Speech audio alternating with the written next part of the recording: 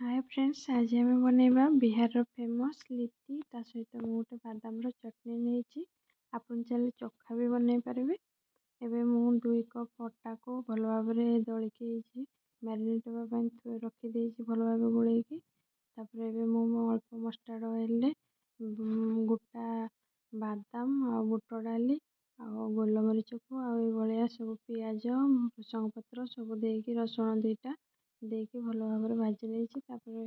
आम भल भाव अल्प पानी दे फुटेदबा ठंडा हाँवा रखी। ये चपर किसी चपर नहीं अल्प धनिया पत्र नहीं अल्प जीरा नहीं 2-3टा गोलमरीच देकी भल भाव चप करदे। देखिए बढ़िया से चप हो जाए। गोटे बड़ कप गोटे कप सतु नहीं सहित मु खाइबा लुण अल्प आ कि ब्लैक सल्ट भी नहीं हलदी गुंड अल्प अल्प जीरा गुंड और करी पाउडर अल्प टे अल्प मस्टार्ड ऑयल देती चप रखी से चप गुड़ा को दे भल भाव गोल नवा अल्प पानी से ऐड करवा। एबे मु चटनी प्रिपेयर करदेवी से अल्प धनिया भी देती चटनी पर देके फाइन पेस्ट बनवा।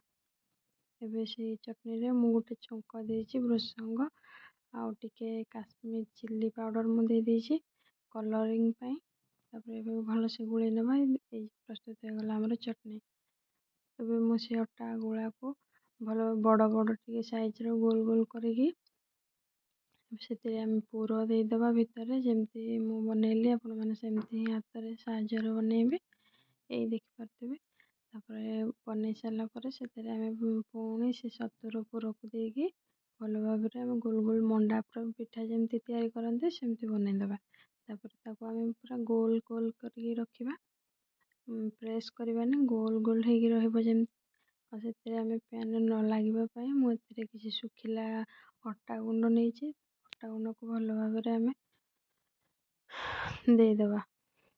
एबे देखिपे मु गोटे पैन रे प्रेसर कुकर टाक प्री हिट करके रखी तले न लगे आपण मैंने चाहिए गुआ घी ऐड करें देकी भल भाव आम सब लिट्टी गुड़ी को देदबा।